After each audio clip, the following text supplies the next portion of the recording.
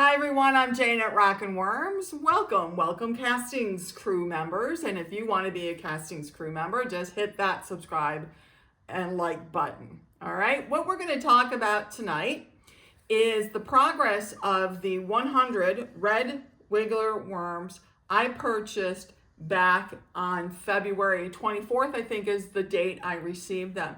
So at the 6-month mark, which was last week, I checked on the worms more deeply than I have in the past. I mean, obviously I've been checking on them and feeding them, but I did another count to see how these worms have populated their bin in the last 6 months, being pretty much left alone.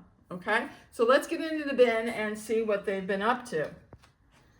Okay, so this is going to be a little bit of a surprise for me. I mean, I did go into it a few days ago to do the count and stuff, but let's see what's going on. First, I want to show you, I've got a bunch of mites here, right here, no big deal.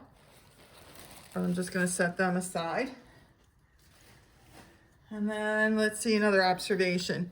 Okay, see these larger pieces of cardboard shred?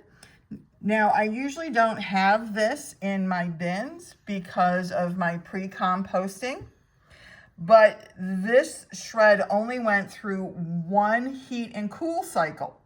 It didn't go through the normal 2, okay? So that's kind of something to keep in mind if you're looking to do the pre-compost, which quite a few Castings crews members are doing. They're doing the pre-composting. And they ask, when can I start using the pre-compost into my worm bins? And the answer is you can use it anytime after the first cool down. But it's always better to try to sneak in a second heat and cool cycle because the breakdown of the carbon in particular is more when it goes through that second heat cycle. And we can actually see the results of this in the amount of shreds over here, in the amount of shreds still clearly visible when only one heat and cool cycle was done. Okay, so that's kind of cool to see that. All right, so these are the red wigglers. You can see clearly there is more than 100 worms in here. In fact, let me keep turning them over. I do have a feed zone down here, so let's see what we have in the feed zone. If there's any more particular. Nope. You know what? Actually, I don't think I have a feed zone. I take that back. My last feeding was a sprinkling covering of worm chow and vegetable powder. So I take that back. I did not have a feed zone. So they should be pretty much evenly distributed through the bedding, which is what we're seeing. Okay, look at all these beautiful worms. Okay, more than 100. How many? I counted a week ago on their 6-month anniversary. You want to take a guess? Give you a second. Got it in your mind? Okay, I counted 1,715 red wigglers from the 100 red wigglers I started with 6 months ago in this bin. There has been no worms out and no worms in as far as the total population of this bin that I'm talking about. Now, there is an asterisk there, okay? Because there is a second bin from these red wigglers, which I'm going to show you right here, right? Which we're going to get into. And basically, it's a split off of a sifting I did just in order to get some room to put in some new bedding, okay? And we're going to look at the second bin here in a minute and see what's going on in there. But there are 1,715 worms in here, give or take, okay? And that means I counted the little wisps too that I could find. I mean, if they were so small I couldn't see them, of course I didn't count them. But if they were big enough I could, I did. And of course, I did come across some cocoons, you know, a decent amount, not a huge amount of cocoons because, you know, I'm not running it like a breeder bin. So I don't quite get the same type of cocoon production I would get if I was running it as a breeder bin. But, you know, a nice respectable amount. And those cocoons are primarily in this second bin that I'll show you momentarily. All right. So if you're thinking, gosh, I'm starting with a small amount of worms, it's only a couple handfuls, you know, I'm buying 100, I'm buying 250, I'm going to start making a trench right here because I'm actually going to give them a feed here. So let me do that while I'm talking to you. So I'm starting with a small amount of worms. It's going to take forever. No, it will not. You can have a very respectable amount of worms giving you a very respectable amount of castings, because look at all the castings in here. Okay, within a 6-month time frame. So don't feel like you have to go big or go home when it goes, you know, with the red wigglers. Small and steady can get the job done as well. Okay, let's do a quick feed here so we can move on to the second bin.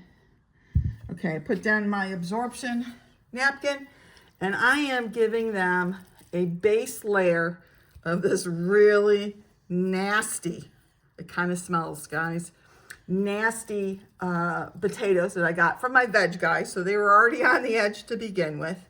And what I did this time, which is different than, you know, what we normally do, right? We normally freeze and then thaw food to break down the cell walls.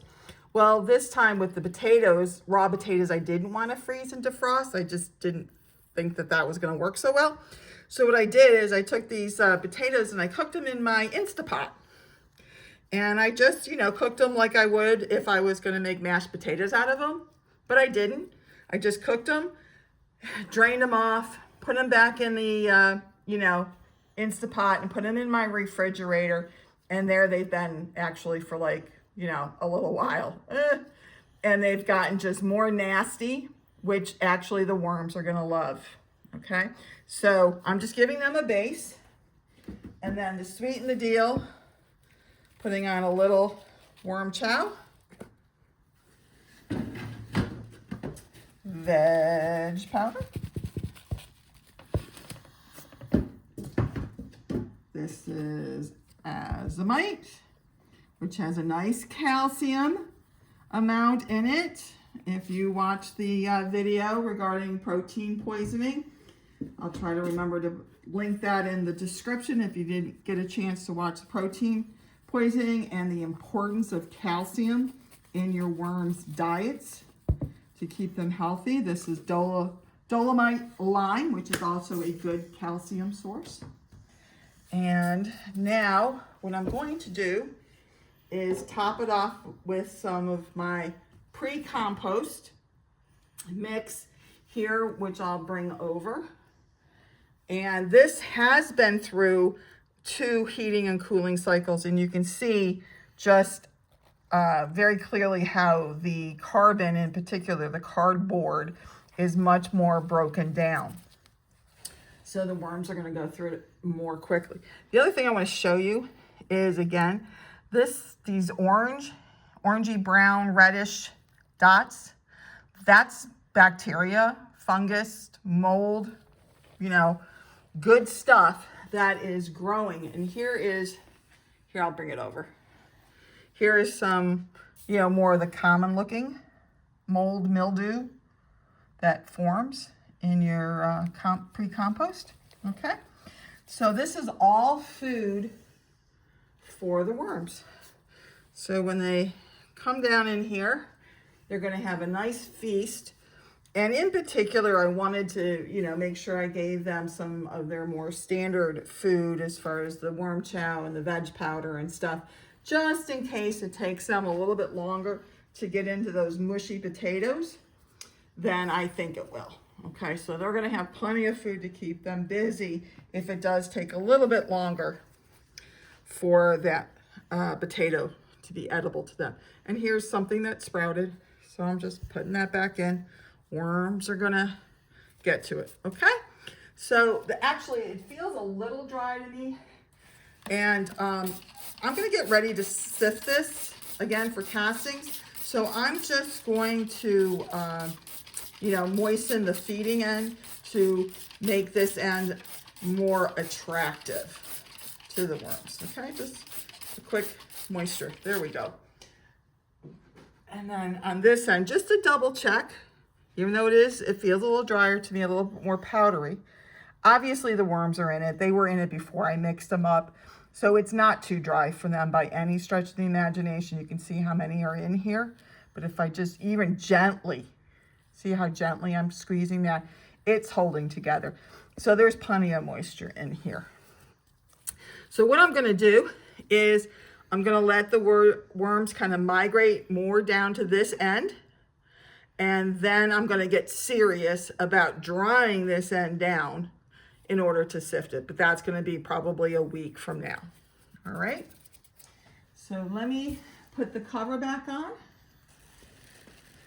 And this bin is done. And those 1,715 worms can get busy making even more worms.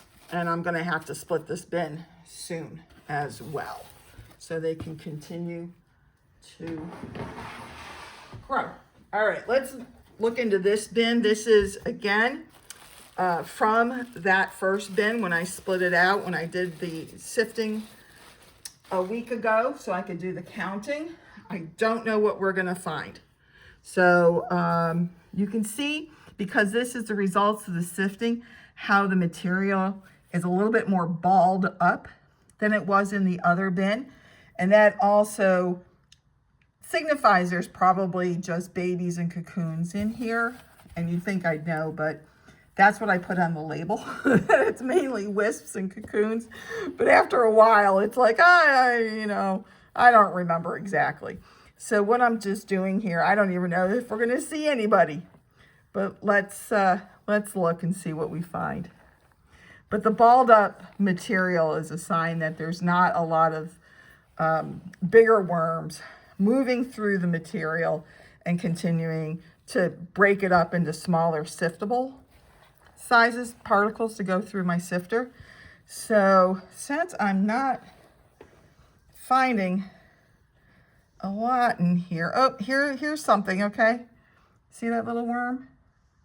Can you see it? Okay, so there are worms in here, okay? I think I just saw a cocoon. Like I said, there weren't tons of cocoons. I was hoping that I'd see more wisps and babies. But you know what I'm gonna do is I'm gonna actually add in a handful of the larger worms from that first bin we just looked at, in order to allow them to move through this material. Yeah, I'm not seeing very much in here as far as wisps or cocoons. So yeah, so I'm gonna put the bigger worms, handful of bigger worms back in here so they can move through the material and break it up into the smaller particles that will allow me to sift this out. Because if there's just not a lot of wisps or a lot of cocoons, there's no reason why I shouldn't be harvesting this, right? And get this bin back into, you know, rotation with, you know, different worms. That's perfectly fine. Okay, so, all right, this bin was a little bit of a bust as far as finding worms, but it does give us information, right? We do know that there's not a lot of worms in here because the material is still pretty balled up into little tiny balls from the sifting, okay? So that still is important information. I'm not gonna feed this bin because I don't know what I would be feeding, right? I don't know that you know, how many worms I have in here, if more than that, you know, couple that we saw. Here, this might even be the same little guy. Don't know. But there's certainly not a lot in here. All right, well, that's what I wanted to show you. Just, you know, a quick check-in on the 100 red wiggler bin that I started back at the end of February, and see how those 100 worms have progressed. I mean, they all looked good, not as fat and chunky as they were when the original ones came from me, but I'm not running them in that same manner. They're being run as a grow out bin. So they're getting more vegetable and less high carb food. So they're going to be a little bit on the thinner side, but they looked good. And certainly they've been happy enough to go from 100 worms to 1,715 worms. So no complaints from me on how that bin is doing and performing. All right.